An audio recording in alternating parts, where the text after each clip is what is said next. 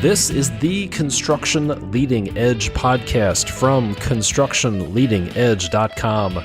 My name is Todd DeWalt. I'm your host, and it's our job here at Construction Leading Edge to help you, the construction business owner and leader, systematize your business so it becomes a source of freedom, impact, and wealth. And in this episode, we're going to talk about why 80% of businesses won't ever sell or can't be sold. We'll talk about an example. I'll share an example of one business owner and why his business is designed to fail, unfortunately.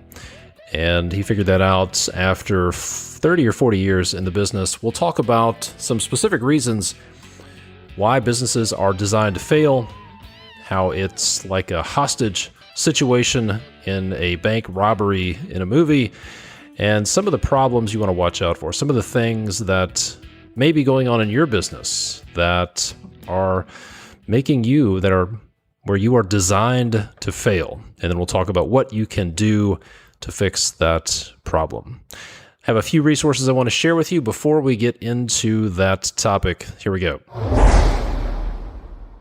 We know as contractors, you're always looking for ways to get the job done simpler and faster so you can spend more time working on your business rather than in your business. That's why we recommend taking a look at Hover. Hover is an easy-to-use, feature-packed solution that simplifies the process of selling and producing all your exterior projects.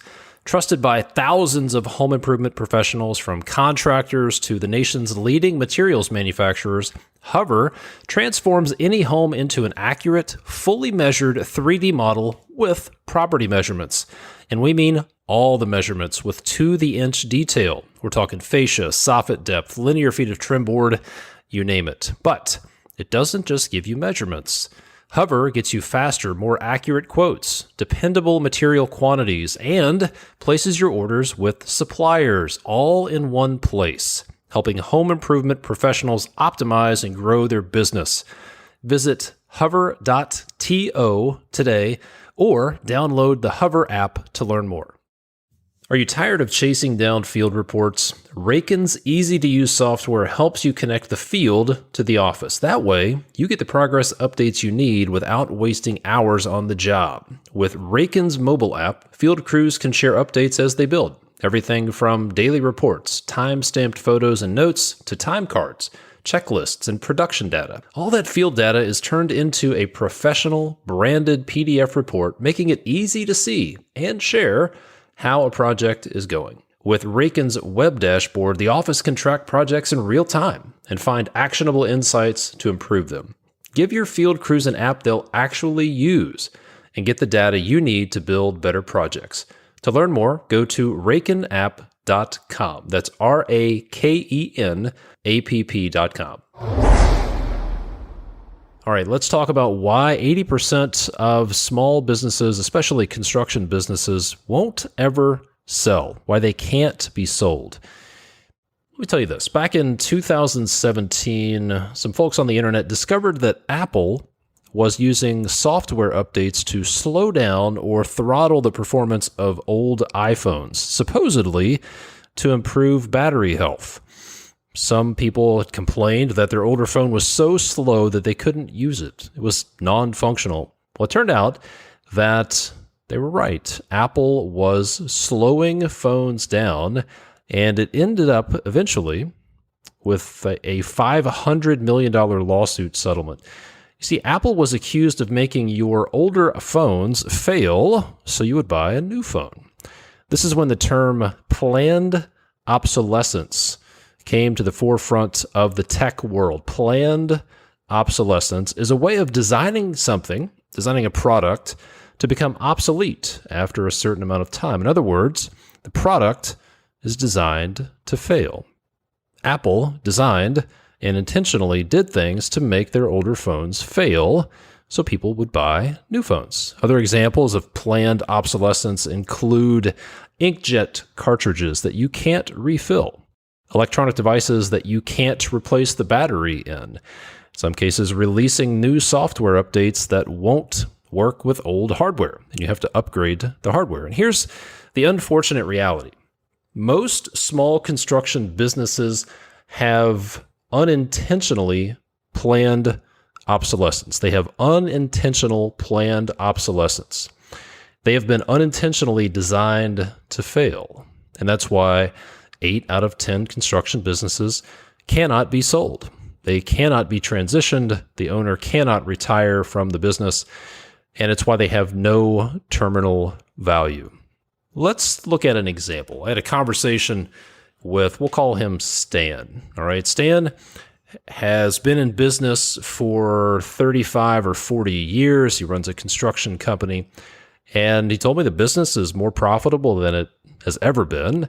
He has a talented team in place, making more money than ever, more leads than he can get to. Everything's going great. So what's the problem? Well, the problem is Stan wants to retire because he's in his mid-60s, but he's stuck. He can't get out of his business. He is the victim. He didn't say this, but the reality is he's the victim of planned obsolescence. And here are some of the symptoms that Stan was dealing with. Details were falling through the cracks. Things were getting missed. There were duplicate efforts on his team, multiple people doing the same thing. His team doesn't seem to know who is responsible for what. There's a lack of clarity around roles and responsibilities. Processes weren't documented. Every issue would come to him. There are a lot of issues that came to him that he thought his team should be handling. Hey, Stan, how should we handle this situation? Hey, Stan, have you taken care of this yet? Stan was thinking, that's what I'm paying you for. That's your job. Stan said that his team was in reactive mode about half the time. The business is affecting his health and his home life. He has some health problems, and it was due to stress from the business. And speaking of stress, he told me his team is stressed. His employees are stressed. And he said they are operating at, quote, red line condition. And Stan shared he was looking at a couple of options for getting out of his business, for retiring, but he has some concerns. One option was to retire and retain ownership. But how will he do that? He shared questions and concerns like, what if my project manager, the person I turned the business over to, gets frustrated and quits? Then Stan is right back in the hot seat. He wondered, will my team be able to make decisions without me? Stan wondered, if I step away and I still retain ownership, will I be able to enjoy retirement while wondering what's going on at the office? How are things going to go? And will I have to step back in? Will I have to swing back and forth from retirement to work when the team needs me? The other option he was considering was to sell the business, to be able to sell the business someday. But the reality is he's so involved in the day-to-day that it won't run without him.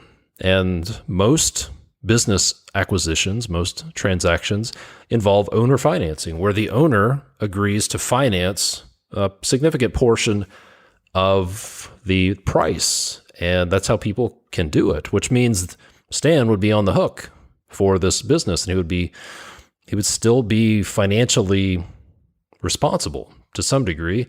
And he was concerned about selling it and then stepping away, only to have to step right back in to right the ship, because his retirement was based on the health of the business and the new owner's ability to pay him. That's where his wealth was going to come from.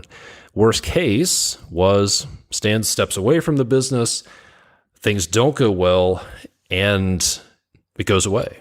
And Stan would be stuck in this worst case scenario where this business that he worked for 30 years has no terminal value, and it's gone. He's not getting paid because the business doesn't exist, and he has to start all over.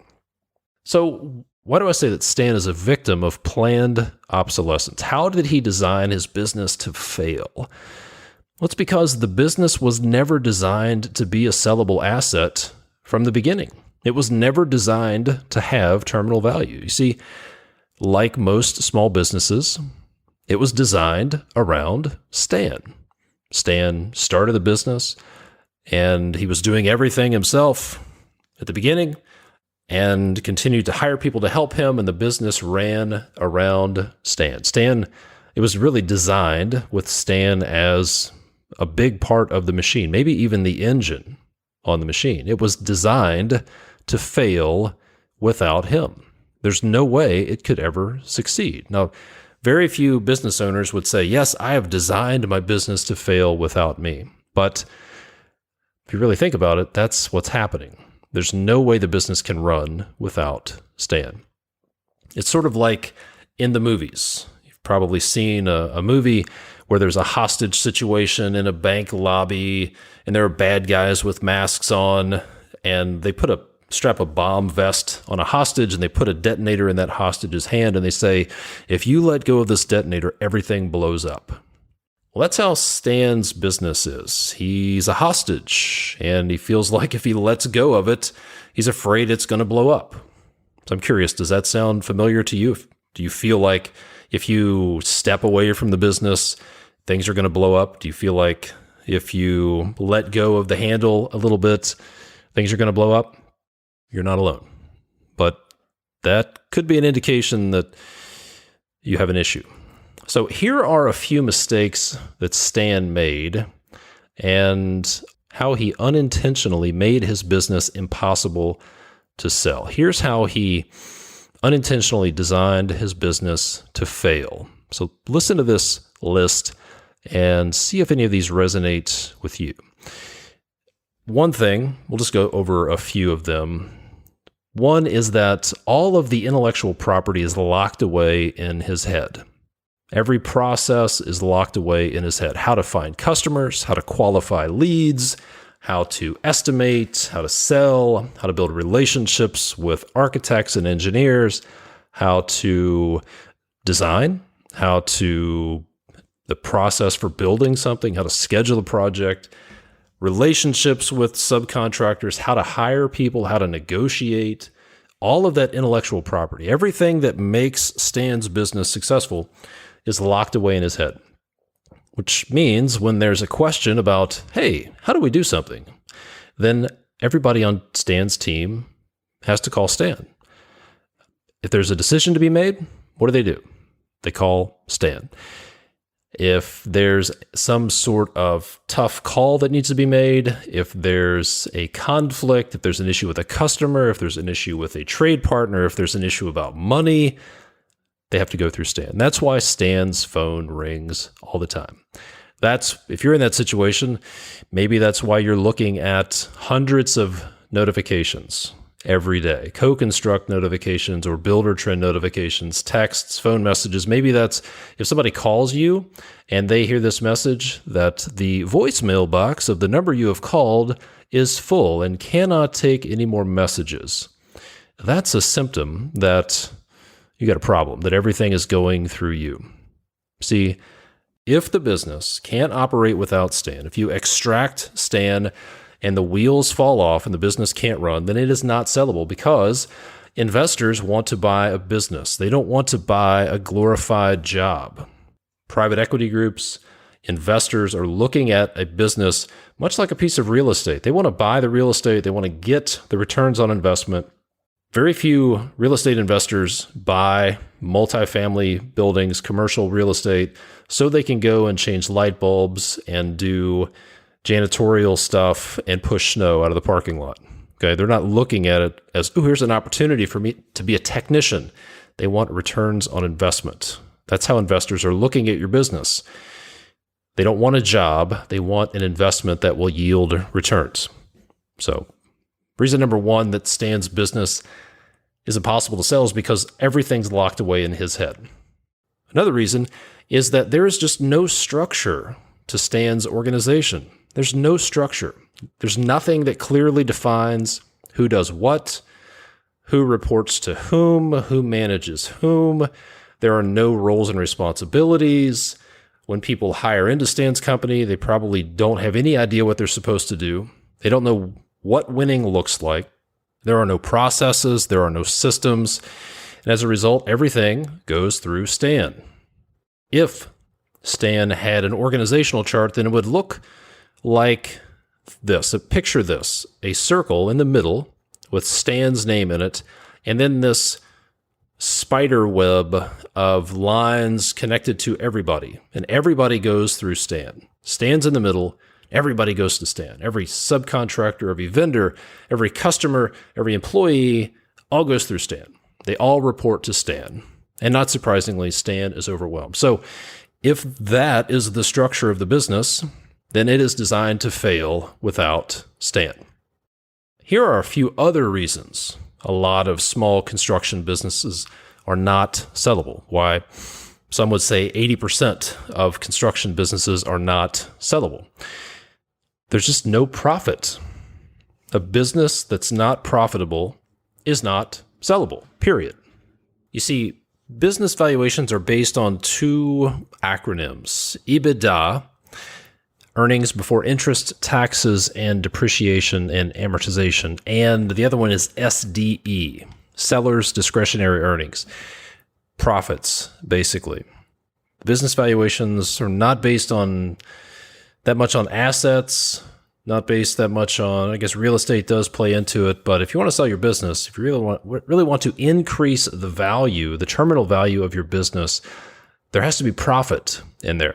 So for example, if a company is doing, say, $2 million in revenue, but their net profit, their EBITDA, is only $50,000 a year, then that business is worth about $150,000 to $200,000, if it's even sellable, if the structure is in place, but just based on valuations, that's what it's worth. So what happens in this case? If there's no profit in a business, that owner is not going to be able to sell the business. They're stuck working in the business, paying themselves a salary. If this is you, you'll be stuck working in the business, not having a whole lot to show for it, paying yourself a salary maybe until you close the doors, quite frankly, because if there's no profit, the business just isn't going to be sellable.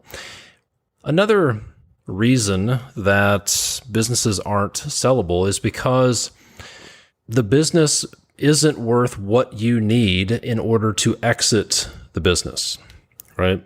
So another reason a business isn't sellable, it's not because somebody won't buy it, but the owner, let's say if this is you, the business just isn't worth what you need in order to exit the business, in order to have a retirement, for example. So in this case, the business, the value's not there, so you're not able to sell the business. So you end up just staying in the business. You see, a lot of business owners base the value of their business, their sale price, on their needs, not based on reality, not based on what the business is worth, but they base their selling price on what they need to retire, what they need to do next. They're not basing it on value. They're not basing it on what the business is actually worth. They come up with some number they need to retire or some number that they need to exit the business that has nothing to do with how much the business is actually worth. And then in this case, unfortunately, most people in this situation don't innovate. They don't market. So the business just continues to stay flat, maybe goes downward. Maybe they lose good people, lose market share, numbers start to turn downward. And at that point, they have a losing business. And nobody wants to buy it at any price. And typically, in that case, they're forced into selling for pennies on the dollar, selling their assets off, closing their business, maybe even worse, having to file bankruptcy. Here's another reason a business is not sellable. It goes back to this. When you get on a plane, what is one of the first things that the flight attendants explain to you? They explain to you how to get off the plane. They'll tell you how many exits there are, where the exits are. If you're in a movie theater and the lights are all off, the movie's playing, what are the only lights that are still on during the movie? They're the exit lights showing you how to get out. The reason I bring that up is because most businesses are not sellable because there's no exit plan. They don't know where the exit is. They have no idea how to get out of the business. There's a big focus on how to get into business, how to become a business owner, how to start a business, but not enough focus on how to get out of it. Too many business owners just go along month after month, year after year with no plan, no exit strategy in sight. They are just hoping that things will work out. And I heard somebody say this recently, that they're hooked on hopium. They're taking hopium. Hopium is their drug. And let me tell you, hope is not a strategy. In some cases, they don't have a strategy, so they just bounce from idea to idea. Maybe I'll set up an ESOP. Maybe I'll hold on to it. Maybe I'll sell it to an employee. Maybe I'll sell it to a private equity group. Maybe I'll sell it to a competitor. They just bounce from idea to idea, never making a plan, never picking one or a couple of strategies that they're going to focus on. And the Stoic philosopher Seneca said this, quote, "If a man knows not to which port he sails, no wind is favorable." In other words, if you don't know where you're going, if you don't have a destination, then no wind is going to be favorable. This is classic left to right thinking. This is what I call it, left to right thinking. Just taking it day by day, month by month, year by year, doing the best you can with what you've got, with no destination in mind. Nothing on the right side of the page that you're working for. This happened to Chris a few years ago. He had a small business that he had been working on and growing for several years, bought a piece of property, bought an office, bought a shop, and was moving in a direction, kind of taking it day by day, week by week, month by month. And then all of a sudden just decided to move to a different state and just shut his business down and had nothing to show for all of those years of business except for some debt. So not having a plan, not finding the exits early on in the process is a big mistake. And then the last mistake I want to tell you about is starting too late. Starting the exit planning too late. The reality is succession planning takes several years, whether you want to transfer the business to a family member, to a key employee, or if you want to sell it to a third party. It takes several years to put things in place, and too many people just wait until it's too late to make a plan.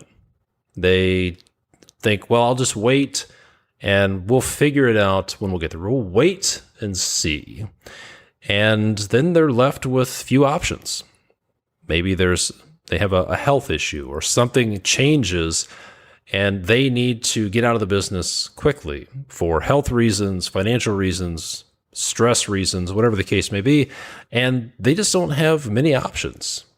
And they're left with a couple of options: sell the business at a discount, sell the assets, or in most cases, just shut it down. So what should you do? Those are the mistakes you want to avoid. What should you do?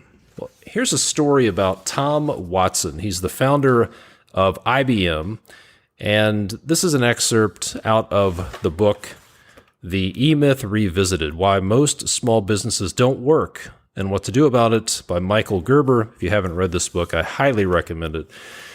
When Tom Watson was asked to what he attributed the phenomenal success of IBM years ago, this is what he is said to have answered with.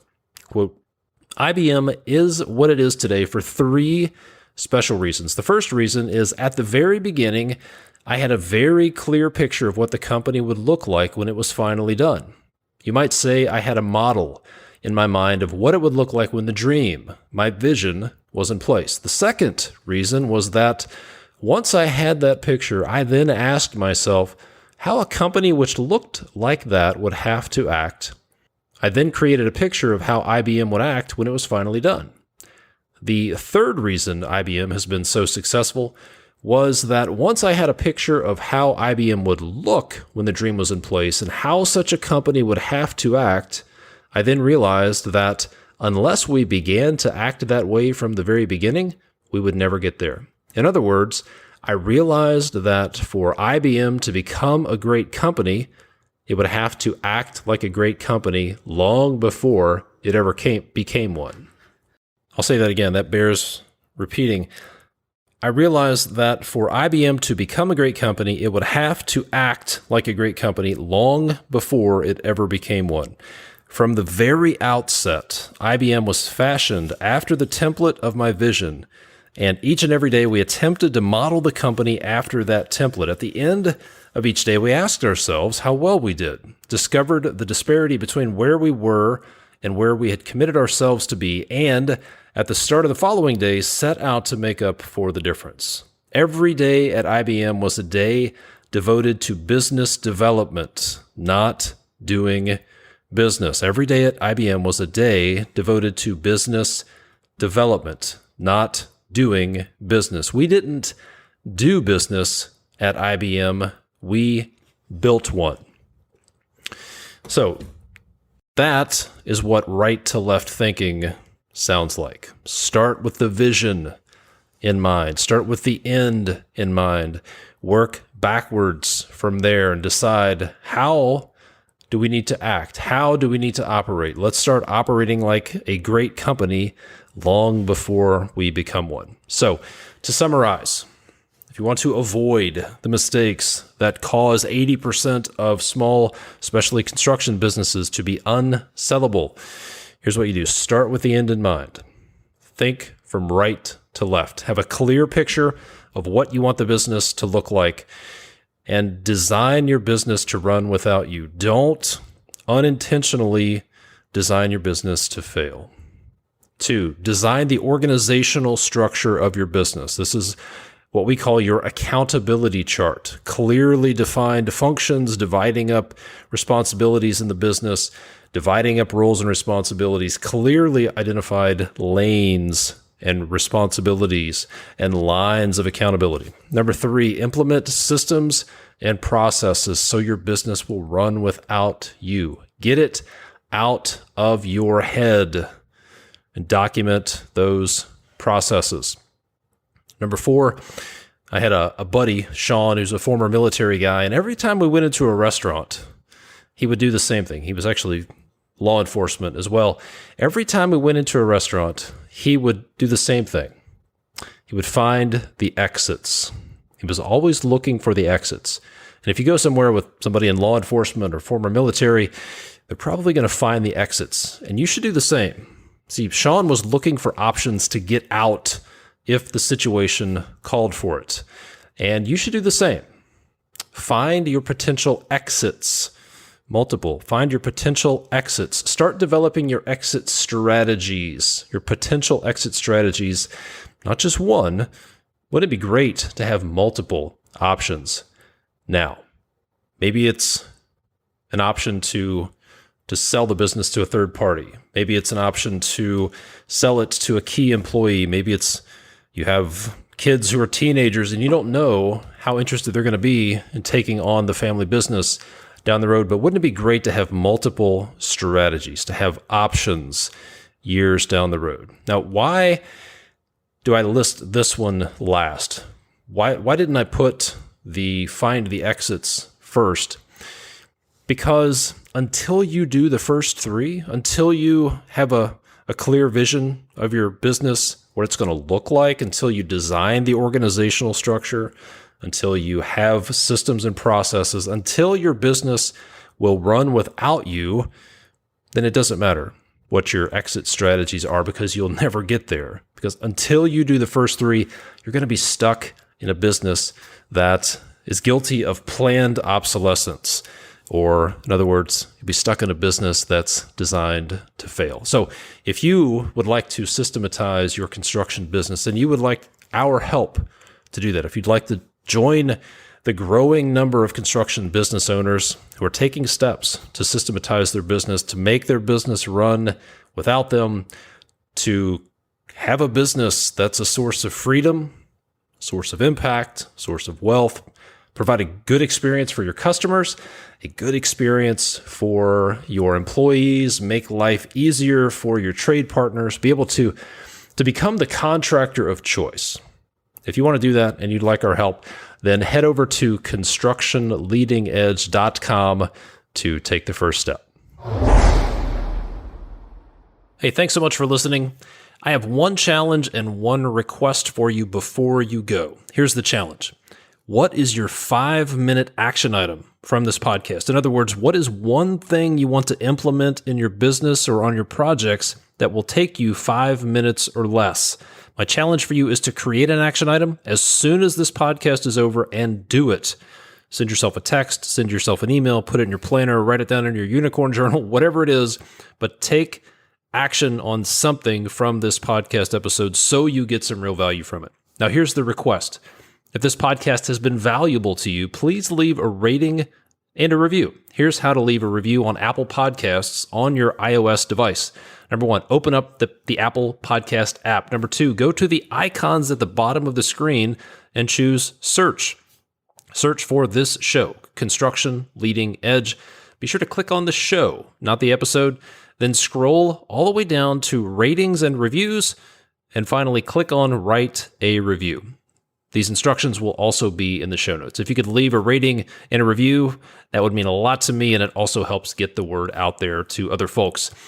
And don't forget, if you want to get out of your business and make it run without you this year, go watch my free online training workshop at constructionleadingedge.com/get out. That's constructionleadingedge.com/GETOUT. Thanks so much for listening.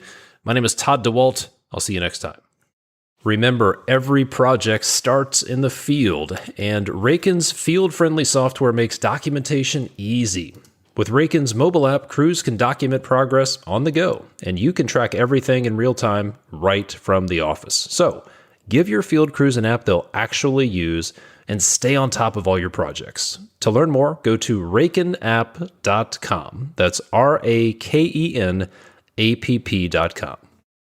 Home improvement is a big deal for everyone involved, but sometimes projects get off to the wrong start and the margin of error can be costly. Thanks to Hover, the home improvement experience becomes more simple, efficient, and transparent. Accurate measurements, collaborative design tools, and dependable estimates are all ways Hover helps you serve your customers better and improve your operations to grow your business. For more information, visit hover.to or download the free Hover app today.